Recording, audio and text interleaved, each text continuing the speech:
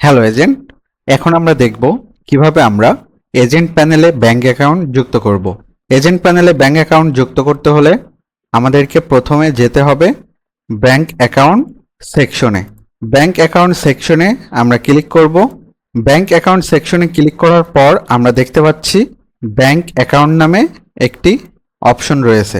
এই ব্যাংক অ্যাকাউন্টে আমাদেরকে ক্লিক করতে হবে।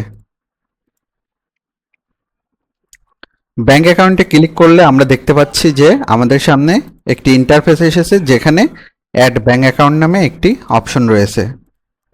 এই অ্যাড ব্যাংক অ্যাকাউন্টে আমাদের ক্লিক করতে হবে।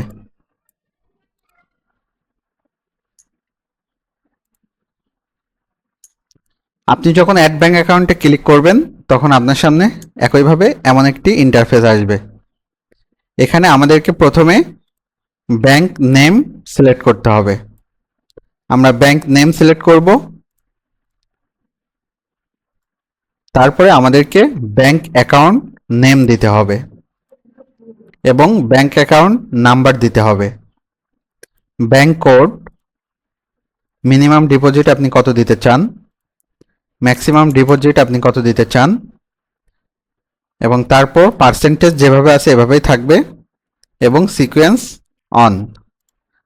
তারপরে আপনাকে যেটা করতে হবে সেটি হচ্ছে অ্যাড ব্যাংক অ্যাকাউন্টে ক্লিক করতে হবে।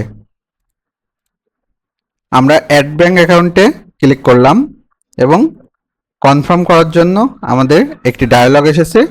এখন আমরা ইয়েস প্রেস করব।